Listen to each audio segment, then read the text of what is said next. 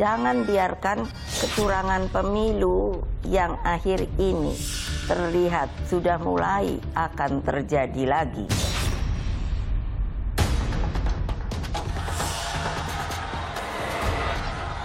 Apa yang disampaikan oleh Bu Mega ya, saya kira ini early warning buat kita sebagai sosok Presiden Republik Indonesia sebelumnya menyampaikan seperti itu, berarti ada sesuatu. Kita tidak bisa mengatakan di mana letak ada penyelewengan, kampanye saja belum dimulai. Kok tidak mengatakan ada penyelewengan? Sekiranya ada indikasi dugaan pelanggaran, saya kira secara mekanisme dan kelembagaan sudah diatur di Undang-Undang Pemilu, disiapkan lembaga Bawaslu apabila kemudian ada pihak-pihak yang menengari ada indikasi dugaan pelanggaran pemilu.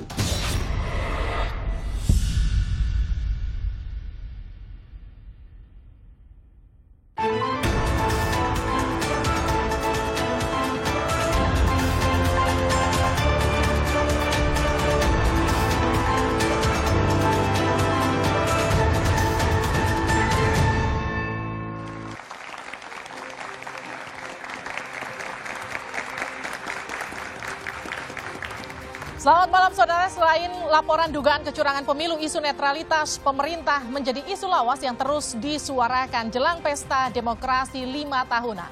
Presiden Jokowi memang sudah menginstruksikan agar aparatur pemerintahan netral di pemilu tahun depan. Namun realitas di lapangan menunjukkan dugaan adanya penyalahgunaan wewenang dan kekuasaan guna memuluskan salah satu pasangan. Netralitas Presiden Jokowi pun diragukan karena anak sulungnya Gibran Raka Buming Raka jadi salah satu kontestan. Lalu bagaimana menjaga netralitas aparatur sipil negara juga TNI Polri kala anak presiden ikut kontestasi? Kita akan membahasnya bersama dengan sejumlah narasumber. Selamat malam dan selamat datang Ciko Hakim, Jubir TPN Ganjar Mahfud. Selamat malam. Malam semua. Selamat malam dan selamat datang Emmanuel Ebenezer, Ketua Umum Prabowo Mania. Selamat malam. Selamat malam. Selamat malam dan juga selamat datang Habibur Rahman, Wakil Ketua TKN Prabowo Gibran. Selamat malam. Kita masih menunggu satu narasumber lagi, ada Muhammad Iqbal, ini adalah juru bicara PKS yang masih dalam perjalanan, tapi di studio dua arah ini sudah meriah dengan kehadiran teman-teman mahasiswa dari Universitas Indonesia, Universitas Pancasila, UIN Jakarta, Universitas Budi Luhur, dan Universitas Negeri Jakarta. Saudara, inilah dua arah, saya Liviana Charlisa.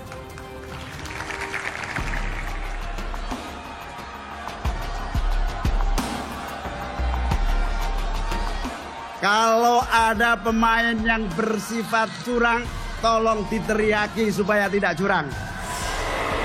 Kalau ada wasit merangkap pemain, kita foto dan kita sebarluaskan. Karena kalau melaksanakan pemilu yang curang, mengkhianati bangsa dan rakyat Indonesia. Bapak Ibu, saudara sekalian, diam itu bukanlah pilihan. Dan bicara, ungkapkan, dan laporkan praktek-praktek tidak baik yang akan mencederai demokrasi.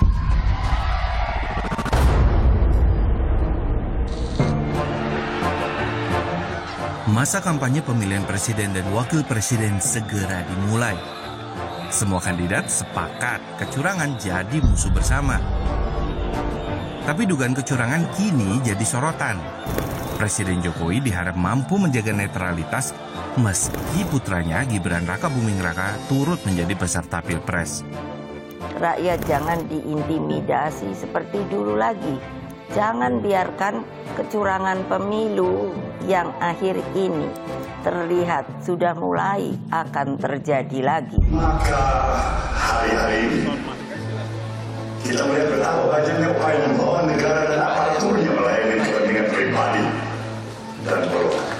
Demokrasi yang sudah kita sepakati sebagai sebuah cara untuk menentukan masa depan bangsa, ya kompetisi harus fair, harus sehat, harus dijauhkan dari kecurangan. TNI dan Polri memastikan menjaga netralitas selama pelaksanaan pemilu agar pemilu jurdil tidak hanya sebatas cita-cita. Kita TNI koridornya sudah jelas bahwa netralitas TNI harga mati. Kalau kemudian ada yang melanggar komitmen tersebut, ya silahkan saja dilapor. tentu kita akan proses. Namun sebaliknya tentu harus ada bukti yang cukup.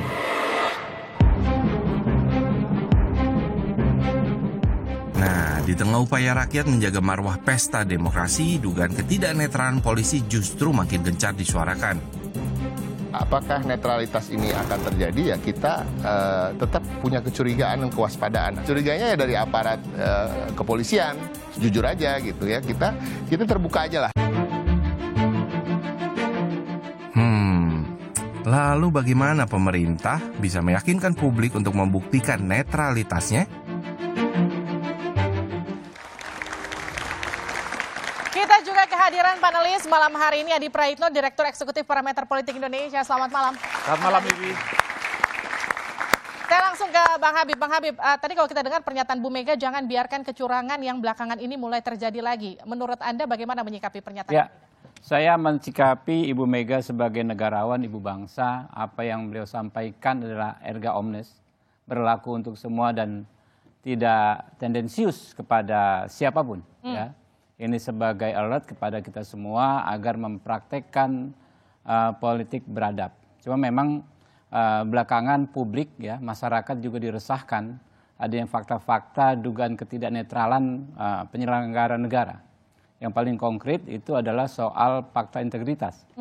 Ya, di mana kalau di bahasa hukumnya itu sudah termasuk kategori permufakatan jahat.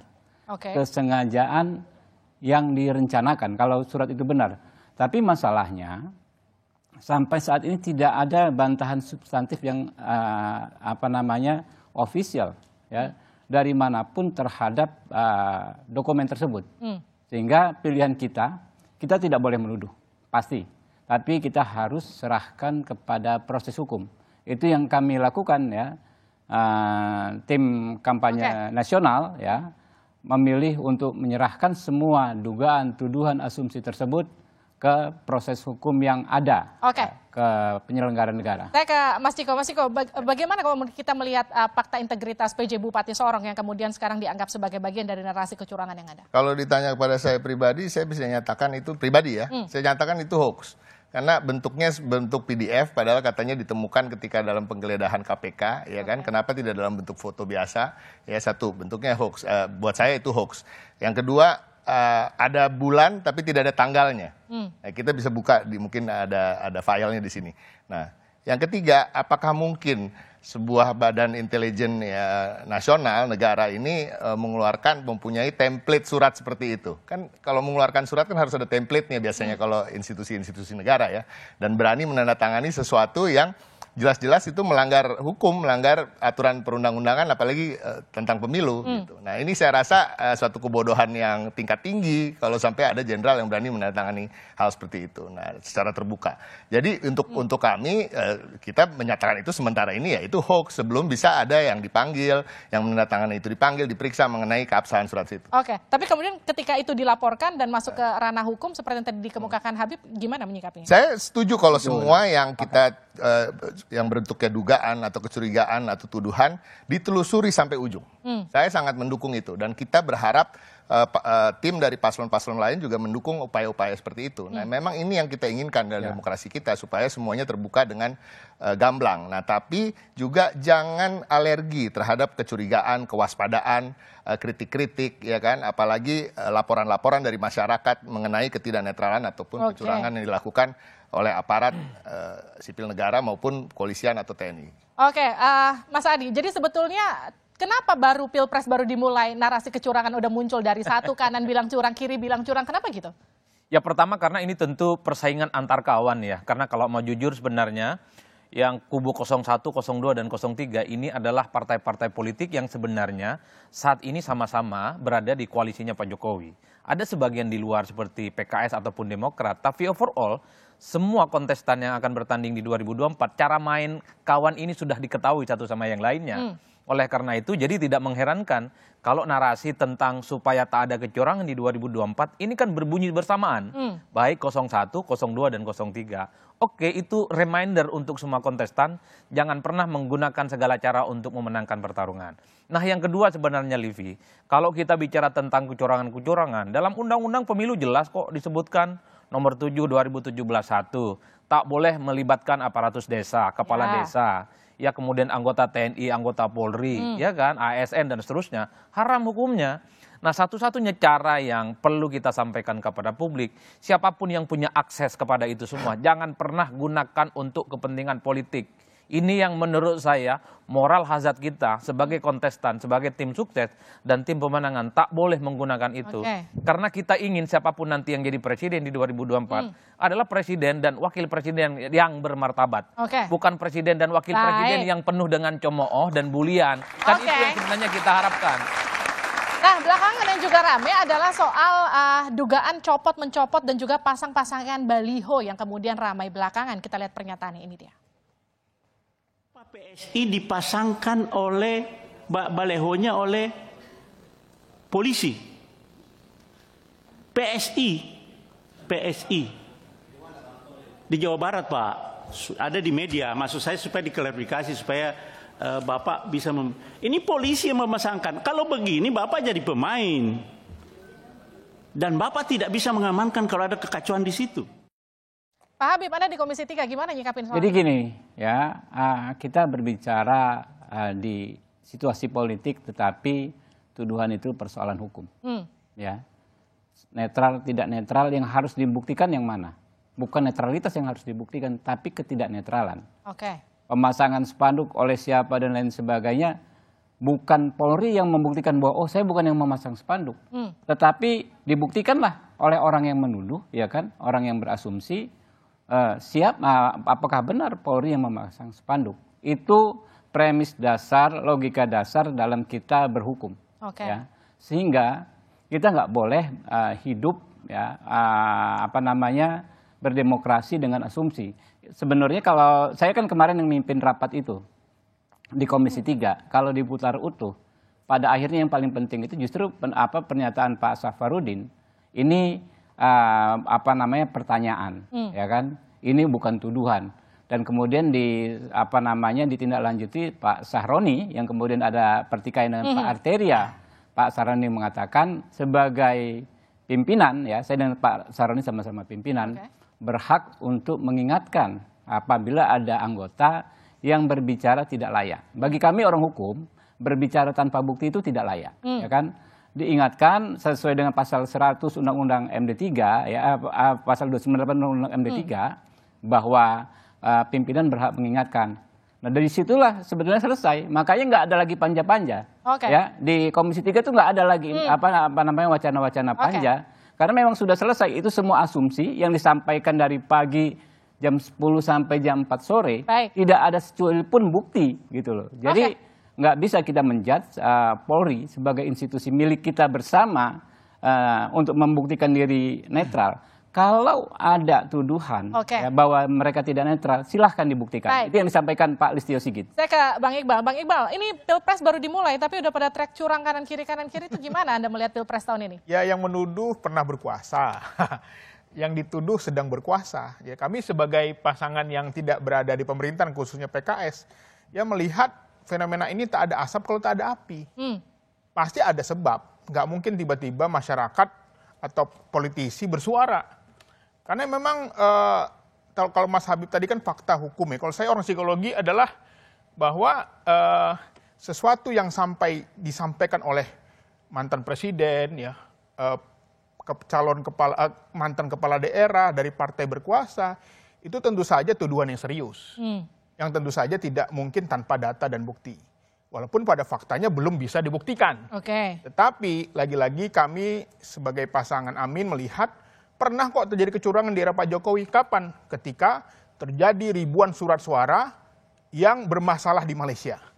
Sampai sekarang tidak ada juntrungannya, tidak ada keputusannya.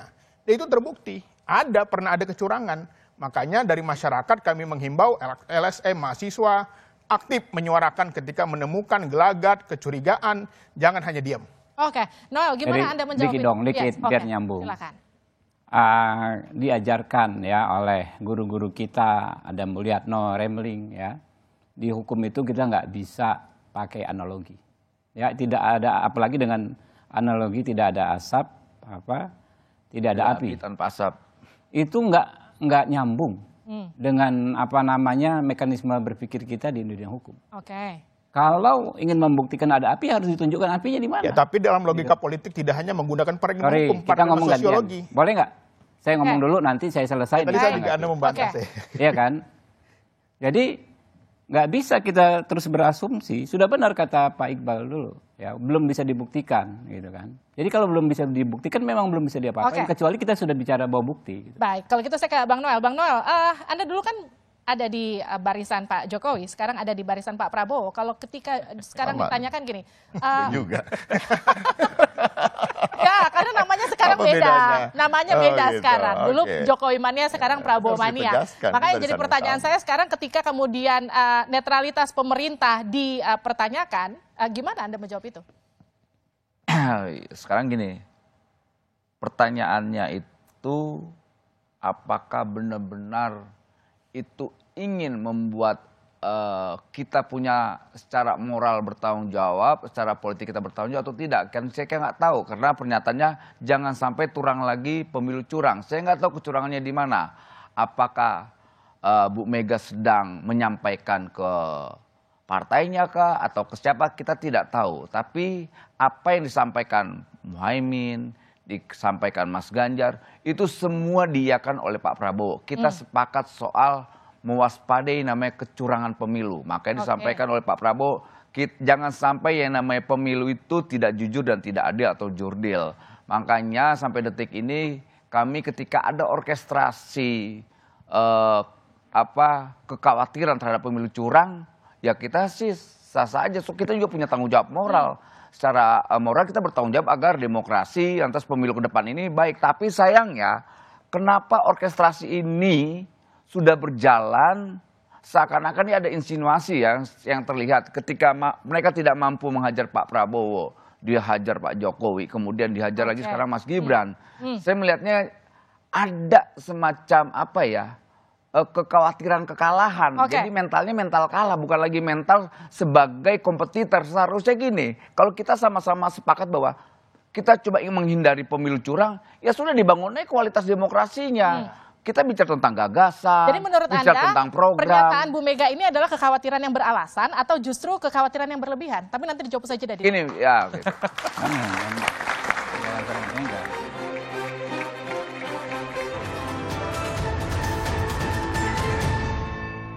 Saya mendapatkan berbagai laporan tentang dugaan kecurangan dalam tahapan pemilu. Laporan yang saya terima antara lain ada dugaan pemasangan baliho parpol oleh oknum tertentu. Sebaliknya terjadi juga penurunan baliho parpol tertentu yang diduga dilakukan oleh aparat. Ada juga laporan sejumlah oknum polisi yang mendatangi kantor parpol tertentu yang diduga sebagai tindakan intimidasi. Jadi, Bang Noel, kalau merujuk pernyataan Pak Mahfud tadi, kemudian Bu Mega sempat melontarkan narasi yang kurang lebih sama, itu beralasan atau memang sekedar rasa cemas yang berlebihan? Itu gue nih. Iya dong. Oh, maksud gue. Gini. Ini kadang-kadang yang menerjemahkan yang salah kan. Ngawur semua nih. Kekhawatiran Bu Mega itu sebagai ketua umum partai, sebagai negarawan, dia punya tanggung jawab moral. Apalagi beliau ini ketua umum partai besar. Nah ini orang yang menerjemahkan ini kan liar gitu. Akhirnya apapun tindakan hari ini diterjemahkan semau-maunya aja. Misalnya contoh, kayak kejadian di Solo.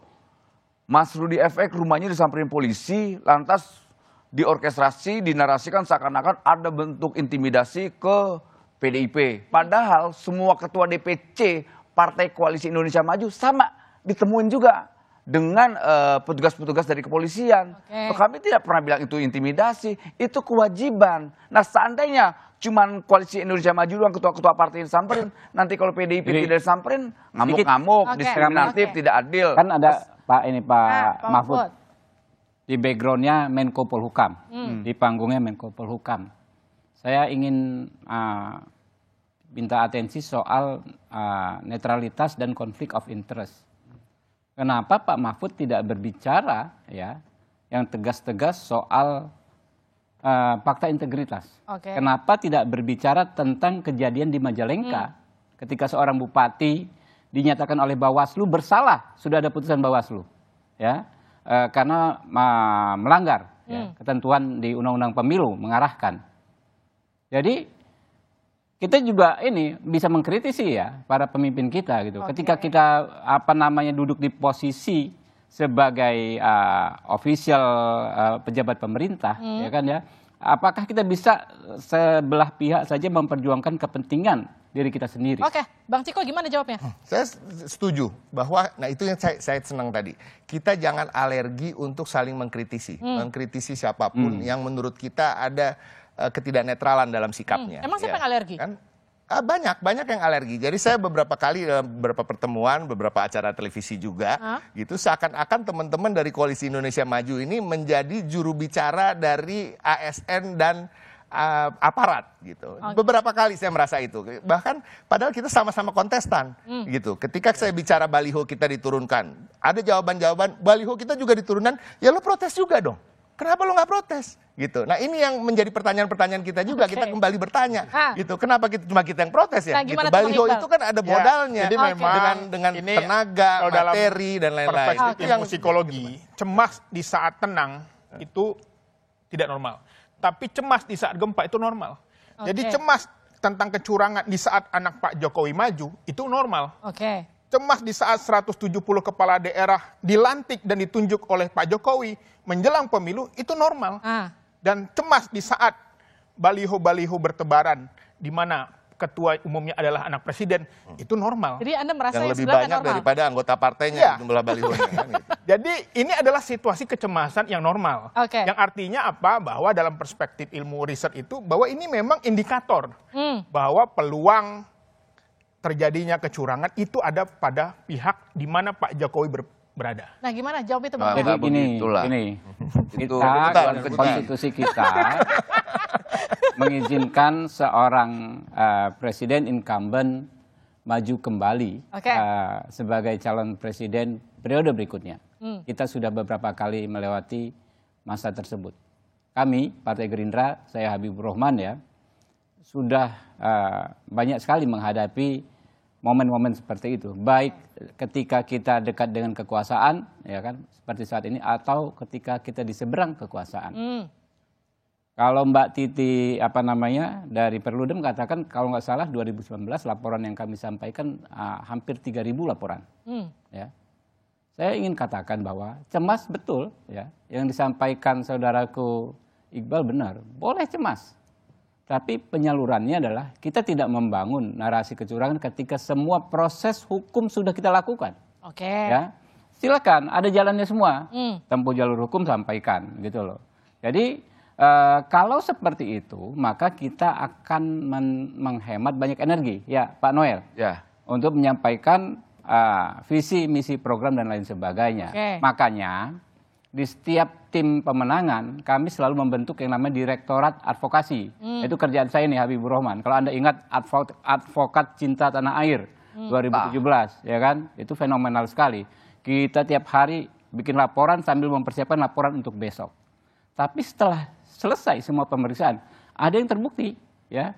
Ada yang ketua Bawaslu dihukum diberhentikan. Tapi ketika sejumlah laporan yang kita laporkan tersebut tidak menyebabkan perubahan klasemen, ya kan ya kita besar hati. Tapi inilah. Itu kan dulu. Ya, makanya begitupun saat ini gitu loh. Yang kami lakukan, yang kami praktekkan diarahkan oleh Pak Prabowo, lakukan semua langkah hukum. Ketika sudah selesai, ya selesai. Ini loh, saya ingin mengingatkan bahwa rangkaian pemilu ini bukanlah hanya di hari H Februari tahun 2024. Bukan juga hanya bicara soal visi, misi, dan gagasan. Ya, bukan artinya itu tidak penting, itu menjadi sangat penting. Tapi kita juga harus kembali pada pengertian bahwa pemilu itu adalah rangkaian dari kejadian, series of event, yang dimulai bahkan sebelum pencalonan. Ketika koalisi membentuk koalisi untuk memenuhi persyaratan sekian persen untuk mencalonkan presiden, itu udah menjadi sebuah rangkaian pemilu. Begitu juga cara-cara pencalonan, ya kan? Nah, kita lihat sendiri ada cacat di cara pencalonan melalui MK, walaupun secara legal itu legalitasnya betul, tapi ada legitimasi yang diragukan di situ ketika ketua MK-nya dicopot jabatannya oleh MK. Ini agak susah nih, MK ya kan. Nah itu. Nah ini ada rangkaian lagi, rangkaian yang lain apa? Ya kita kewaspadaan, melihat netralitas ya tadi. Kecemasan itu tentunya ada sebabnya, ya kan. Ada anak presiden yang maju di sana. Ya kita harus suarakan itu. Nggak boleh kita tutupi dan nggak boleh ada alergi mengenai itu. Bila kita melihat kecurangan-kecurangan itu, kita harus tetap waspada. Nah, ini kita mengajak masyarakat untuk ikut mengawasi ini bersama. Dan saya rasa paslon-paslon lain juga sepakat. Mas Iko ditanya tadi. Ini pertanyaannya, yang ditakutkan tadi kecurangannya apa Gibrannya? Karena tadi kita lihat bicara tentang baliho, apa ukurannya soal kecurangan dengan baliho? Gitu. Saya aja baliho saya dicopot tuh. Nah, tapi kita marah dong. Masa nggak marah dong? Ya, tentu kita marah. Kita sampaikan sejumlah apa maksud saya? Kenapa problemnya ternyata nggak boleh ada yang namanya ada nomor urutnya, penyampaian kampanye. Lantas kemudian yang di Bali hanya pergeseran doang. Ya, tapi dinarasikan seakan-akan sudah curang. Ini namanya curang. Ketika kita mendapatkan suara 5 dihilangkan 2 jadi 3. Nah itu kecurangan. Cuman digeser baliho aja dibilang curang. Saya heran kok jadi baliho ukurannya pemilu. Pemilu nanti itu bagian dari pemilu dong. Rakyat mencoblos. Sosialisasi, bagaimana pemasangan gagasan-gagasan yang disampaikan itu bagian APK itu alat peraga kampanye adalah program-programnya berjalan. Itu saya katakan bahwa ini adalah a series of event. Rangkaian kejadian. Tadi dari pencalonan, itu persoalan teknis. Sosialisasi, kampanye, pencoblosan, penghitungan suara, dan bila ada sengketa di MK, itu ada rangkaian dari pemilu di mana Mas milenial bagaimana tentunya akan berperan yang namanya pendampingan. Bukan hal yang begini. Ya saya kira dua kubu ini pernah merasakan, yang satu pernah berkuasa di dalam, yang satu sedang berada di dalam. Jadi wajar mereka saling tahu nih. Kami pasangan Amin melihat, ingin menilai, ingin mengatakan bahwa ketika indikasi itu ada, ya kita tentu saja waspada. Mas Habib aja bisa membuktikan kok bahwa 2019 banyak kecurangan, apalagi sekarang. Waktu itu Pak Jokowi dia maju, tetapi juga dia tidak, anaknya nggak maju. Dulu setelah pemilu sudah terjadi, artinya memang terbukti. Nah ini belum terjadi pemilunya, sudah narasi sudah berjalan, sudah ada itu karena pernah terbukti. Pemilu sudah terjadi. Nah, ini yang saya ingin justru kita antisipasi dari sekarang. Pemilu sudah terjadi. Ini proses. Pemilu itu proses. Ini baru pada teknis ya Om. Pemilu apa? Selesai di 14 Februari. Di 14 Februari pun dia belum selesai karena pengambilan nomor urut presiden. Belum ada persoalan teknis yang baru. Sengketa di MK. Nah banyak sekali. Pemilu itu proses. Itu yang harus dipahami oleh semua. Gak bisa. Pemilu itu tidak bukan hari pencoblosan. Itu perkara ini hari pencoblosan. Itu yang kita curigai akan curang dalam prosesnya. Iya, kecurigaan. Cukup. Saya ke Mas Adi. Mas Adi, jadi apa yang membuat kemudian semua kontestan bicara soal pemilu curang? Memang sudah terbukti ada yang curang, kan belum ada? Sudah dong, Majalengka udah dong. Nanti saya jadi di luar. Tapi enggak Majalengka. Yang Partai Integritas sama yang perempuan PNS di Jawa Timur. Ibu Bapak mohon izin kalau kita berkenan, tetapi kalau memang berkenan untuk menjaga marwah DPR, buatlah panja netralitas TNI. Jadi kita sembari di tengah kesibukan kita sebagai caleg, kita membuat pengawasan. Jadi singkat kata, Panglima TNI berniat itu saya tahu. Tetapi yang paling sulit dari para kepala staf dan Panglima ini kalau Presiden merintah.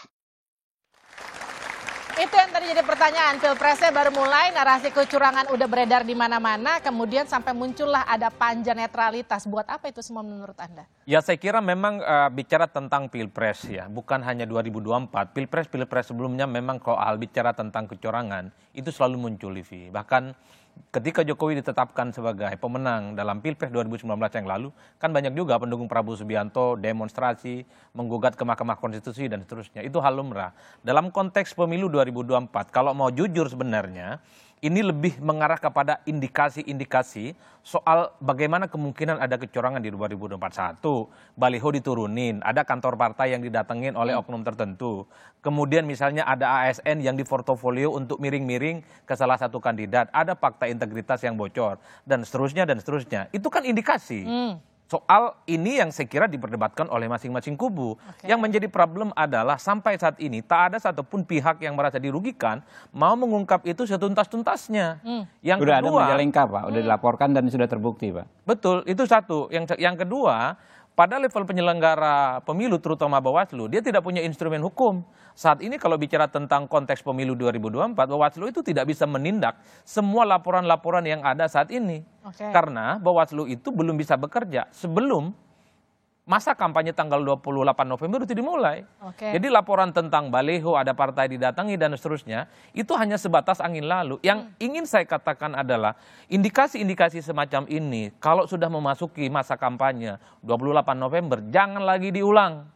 Jangan ada upaya-upaya untuk menggunakan aparatus negara, kecurangan-kecurangan, itu tidak digunakan sebagai upaya untuk memenangkan pertarungan politik. Ini berlaku untuk semua calon bagi saya kepentingannya. Bukan hanya untuk 01, 02, dan 03. Karena apa bagi saya, Livi?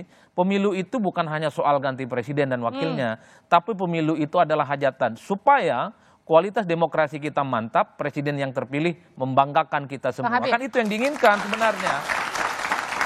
Ya, jadi sedikit ya, secara prinsip 99% yang disampaikan Pak Adi Prayitno, nah saya sepakat, tapi ada sedikit soal Bawaslu.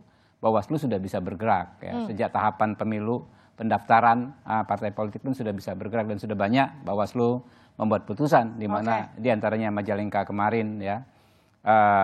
Banyak lagi ya sudah dibuat ya terkait verifikasi partai politik. Tapi memang pasti akan lebih panas ketika kampanye. Karena itu kan ada tindak pidana yang terkait pelanggaran larangan kampanye. Nah, itu yang memang Bawaslu harus lebih ekstra hati-hati. Nah, tadi Kompas memutar paket soal panja. Itu yang saya mau tanya, apa gunanya? Panja ya, kalau teman-teman baca Undang-Undang MP3, secara komposisi anggotanya bukan seluruh anggota komisi.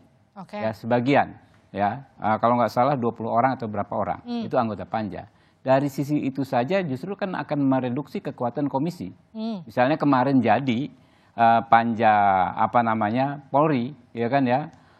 Alangkah kasihannya rekan-rekan Komisi 3 yang tidak dipanja karena nggak bisa bertindak langsung sebebas sebagaimana panja. Padahal tupoksi yang dilakukan adalah tupoksi umum komisi. Netralitas Polri adalah tupoksi pengawasan yang umum dari komisi. Ya.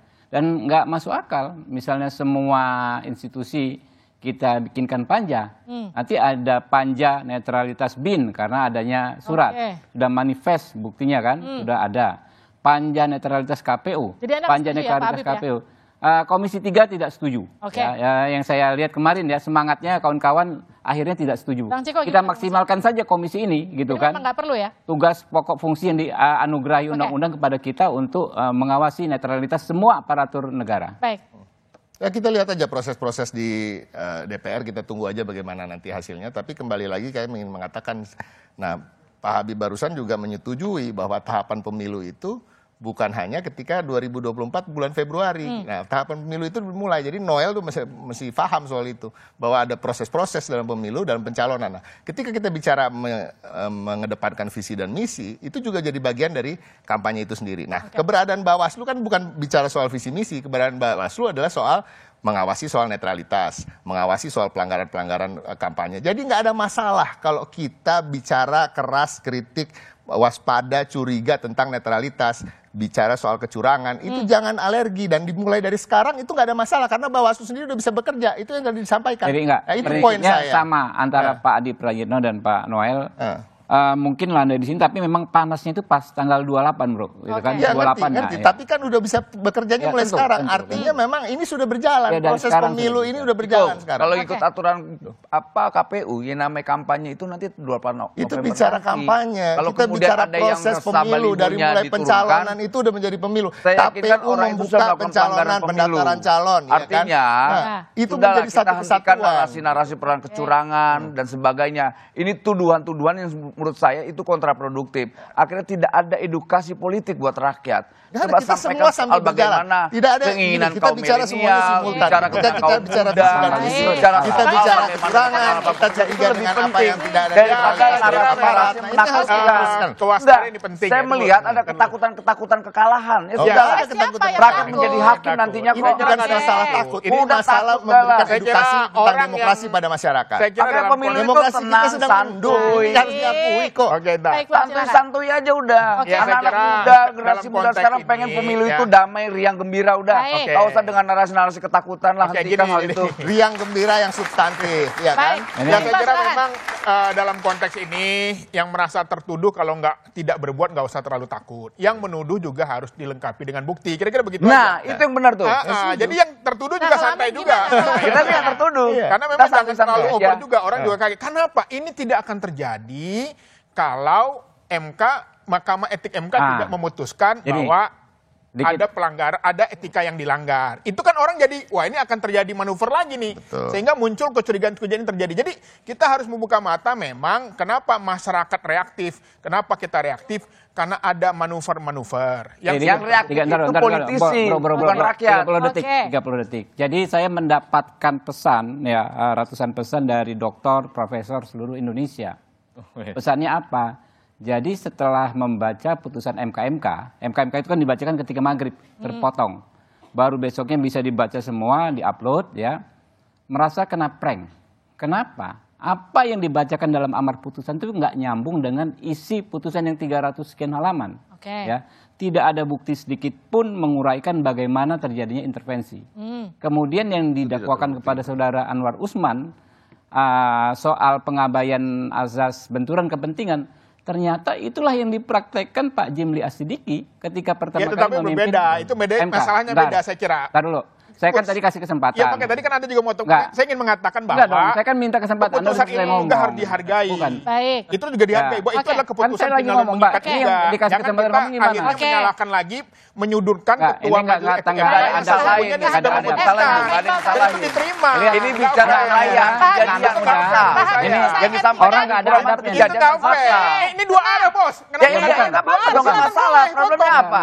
Saya bicara nggak Ini nggak mau fair. Nggak fair. Ingat, saya lihat ingin mengatakan anak-anak muda bahwa lihat kalau contoh nih, abangnya nggak boleh ditiru. mereka menerima bahwa Gibran boleh Nggak boleh bertanding ditiru karena yang itu ini. keputusan MK, maka harusnya Jadi dia ketua nggak bisa MK juga berargumentasi, terima bahwa itu dia keputusan yang memotong. etis, Baik. pelanggaran Nah. etis. Pak Habib, Nggak boleh kita hanya Nah. seolah-olah Singkat. menyudutkan. Nah, saya Selesaikan singkat. Oke, jadi banyak sekali profesor dan doktor mengatakan Siapa ini namanya? Oh Sebutin banyak, dong. ada Abdul Sebutin Hoir, dong, oh ada banyak, nggak? ada ratusan saya kasih. Cuma nggak bisa begitu, itu nggak bisa ada buktinya. Pak. Buktikan dong. Mbak, yang Ayo dong. diberikan kesempatan Tahan saya dulu, atau Pak dia? Iqbal. Nggak ada nggak buktinya? Gini Bung, belajar Baik. beretika lah. Bukan begitu. Nggak Ada belajar contoh. beretika dong, kasih kesempatan, Habibur Rahman menyampaikan. Kan Anda bilang Udah tenang dulu, fakta tenang dulu, Nggak, tunggu, biarkan Bung Habibur Rahman Habibur menyampaikan. Rahman Udah gini, mengatakan biarkan dulu. fakta Biar hukum perdebatan mana, kita tidak siapa, lebih pada banyak, substansial. berapa banyak? Udah, Bib, ngomong Bib. Profesor Nggak, Dr. udah diam dulu dong, Rahman. Bung. Pak Iqbal, tahan Bung, dulu. Harus beretika jelas. nggak dalam perdebatan ini? Tunggu, Anda saya sama Udah Abdul nggak? Rahman. Diam dulu dong. Abdul Diam Rahman. dulu. Saya mengatakan. Diam dulu. Siapa, berapa, Diam dulu, di diam mana. dulu. Oke. Diam dulu. Oke. Diam dulu Oke. dong. Ini saudara, Selesaikan singkat. ya. Selesaikan singkat. Ini contoh orang yang tidak ada adab. Anda yang nggak paham tentang Langsung perdebatan. pada poinnya. Bukan, nggak paham. Oh, Berapa? Siapa? Saya mau ngomong. Tahan dulu, Enggak, Pak. enggak. Ya kan, jadi mengatakan ya, ada profesor dari kampus saya di UNS, ada dari kampus saya di Baik. Universitas Lampung, ada dari Universitas Indonesia, ya. Saya kasih namanya, ya. Jadi gini, mereka mengatakan ya, putusan ini adalah putusan yang paling jelek kualitas keadilannya. Karena dari irah-irahnya saja, bukan demi keadilan berdasarkan ketuhanan yang Maha Esa. Coba Anda baca, cek kalimat pertamanya tidak ada demi keadilan berdasarkan ketuhanan yang Maha Esa. Lalu tidak ada ya pembuktian adanya intervensi. Lalu soal pengabaian azas benturan kepentingan sudah terjadi sejak zamannya Jimli Asidiki. Itu yang Anda substansinya yang Anda bisa jawab. Anda nggak akan bisa jawab. Nanti gitu loh. akan dijawab usai jeda. Pak Iqbal, saya akan berikan waktu untuk Anda di dua arah.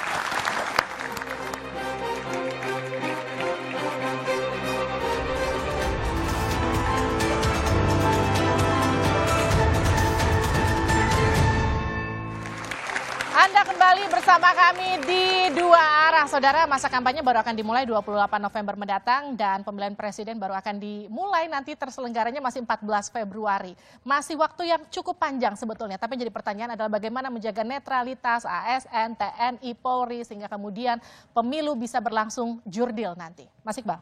Ya, saya kira apa yang terjadi kekhawatiran para banyak pihak khususnya para pelaku politik adalah sesuatu yang bukan hanya aspek hukum. Tapi pemilu itu bukan hanya aspek hukum, tapi juga adalah faktor sosiologis, politik, ya, psikologis, masyarakat. Sehingga kita sebagai pelaku, para penyelenggara juga harus peka bahwa ini adalah kekhawatiran masyarakat banyak. Sampai mantan presiden berbicara, para ketum partai berbicara, para paslon berbicara, para LSM berbicara, dan anggota DPR berbicara. Ini tentu saja bukan sesuatu yang mudah. Untuk itu kami setuju bahwa apapun itu harus dibuktikan. Tetapi rasa itu tidak bisa dihilangkan. Perasaan, emosi masyarakat itu nggak bisa dihilangkan. Karena pada faktanya kita di lapangan menyaksikan betul bagaimana masyarakat melihat demokrasi kita hari ini kualitasnya semakin hari semakin menurun. Oke, Mas Noel. Bagaimana terlaksana pemilu yang jurdil dengan netralitas TNI, Polri, dan juga ASN? Gue? Iya. Oh gue. Saya rasa harapan kita sama lah, semua bicara tentang netralitas TNI, Polri, dan itu sudah disampaikan oleh Kapolri, begitu juga Panglima TNI. Dan saya yakin tak usah diragukan lagi persoalan itu. Nah sekarang tinggal ke depan, ini ada kepemimpinan anak muda yang diwakili oleh Mas Gibran, yuk kita dukung aja. Kita dukung kepemimpinan kaum muda agar anak-anak muda, 54% loh pemilih muda nanti di 2024 nanti, itu kita gunakan hak pilih kita dengan cara-cara yang bermartabat. Apalagi kita punya tagline, santuy aja lah. Orang mau ngapain, apalagi dipimpin dengan pemimpin yang gemoy. 2024 ada orang gemoy, ada lagi anak yang luar biasa visioner, dia bicara tentang startup, kredit buat anak-anak muda. Artinya peluang anak muda berbisnis untuk mencari masa depannya itu terjawab oleh Mas Gibran. Jadi 2024 Pak Prabowo Gibran ini menjadi jawaban kita sama-sama untuk menuju Indonesia yang lebih baik. Oke, Mas Ciko. Saya ingin mengingatkan kita semua, termasuk masyarakat dan teman-teman yang ada di studio ini, bahwa proses pemilu itu tidak hanya terjadi di 14 Februari 2024. Proses pemilu itu panjang perjalanannya, dimulai dari pencalonan bahkan pembentukan koalisi dan lain-lain. Nah, di situ ada proses-proses yang kita lihat berjalan, termasuk sosialisasi kampanye, visi misi dan gagasan nantinya. Dan dalam proses itu kita sudah melihat ada kecenderungan praktek nepotisme di MK dan telah dibuktikan oleh MK-MK. Nah, ini yang kita harus waspadai ke depannya. Satu kecurangan, satu kesalahan biasanya akan lakukan kesalahan-kesalahan berikutnya. Nah ini yang kita ini. Dan saya ingin juga mengingatkan kepada generasi Z dan milenial bahwa gemoy dan santuy itu bukan gagasan. Nah ini jangan mau direndahkan dengan kata-kata seperti itu. Nah, itu bukan gagasan, memang bukan gagasan. Soal gagasan, pembukaan lapangan kerja, Nah, bagaimana ekonomi biru, ekonomi hijau, dan lain-lain. Nah ini yang kita harus tetap majukan. Ciko tidak paham. Mas Amin silakan. Ajar hukum. Ya, jadi kita rileks, makanya ya, apa gagasan, wacana, rencana-rencana besar kita sampaikan dengan riang gembira. Itulah kenapa Pak Prabowo senyum aja kalau difitnah, joget aja kalau difitnah, ya kan, ya, santai saja kalau difitnah. Kami sudah melewati banyak fase politik pemilu ya. Kami santai ya. Kalau menang ya seperti diindikasikan oleh banyak kalangan saat ini, ya alhamdulillah ya kan. Kalau belum menang, pemenangnya juga putra terbaik bangsa gitu loh. Pak Anies, Pak Ganjar. Jadi nggak ada beban di pundak kami, di hati kami nggak ada beban. Ketakutan berlebihan itu nggak ada. Makanya istilah tersebut gemoy ya kan, santuy itu muncul gitu loh. Oke. Silakan. Gimana, Levi? Jadi saya mau berdoa saja atau seperti apa ini? Nutup dengan doa ya. Netralitas ASN, TNI, Polri, dan bagaimana semangat semua pihak harus menciptakan itu semua. Kalau mau jujur sebenarnya secara prinsip titik gempa dari huru hara politik menuju 2024 itu terutama setelah putusan Mahkamah Konstitusi dan MK-MK. Dari situlah kemudian narasi-narasi tentang potensi kecurangan, indikasi apapun itu kan bermunculan di mana-mana. Tentu dengan argumen politik masing-masing. Teman-teman Prabowo Subianto mengatakan itu sah dan legal. Sementara teman-temannya kubu Pak Ganjar dan Pak Amin mengatakan itu cacat secara etik. Nah dalam konteks itu yang ingin saya katakan adalah dalam politik memang selalu dibangun atas narasi-narasi dan asumsi. Sementara hukum itu bicara hitam dan putih. Jadi kecurangan itu harus bisa dibuktikan. Dan yang paling penting selama ini kecurangan-kecurangan itu agak sulit untuk dibuktikan. Karena orang mau melaporkan kecurangan nggak ada bukti dan takut dilaporkan balik. Itu problemnya. Itu problemnya. Rumit memang. Rumit. Saudara, pemilihan umum presiden adalah mekanisme demokrasi guna memilih sosok yang layak untuk memimpin negeri. Karena itu prinsip meritokrasi harus jadi kunci. Visi, misi, dan gagasan harus dikedepankan, bukan malah main curang agar bisa menang. Masing-masing kandidat harus bisa menunjukkan bahwa mereka layak dipilih untuk memimpin bangsa 5 tahun ke depan. Bukan main belakang, apalagi mengakali aturan. Semua pihak tanpa terkecuali harus ikut mengawasi pesta demokrasi 5 tahunan guna memastikan pemimpin Indonesia 5 tahun ke depan adalah sosok dari pemilu yang jujur, adil, transparan, dan jauh dari kecurangan. Saya Livina Charlisa, tetap saksikan Kompas TV untuk mengupdate informasi terkini terutama seputar pemilu hanya di Kompas TV, independen terpercaya. Sampai jumpa.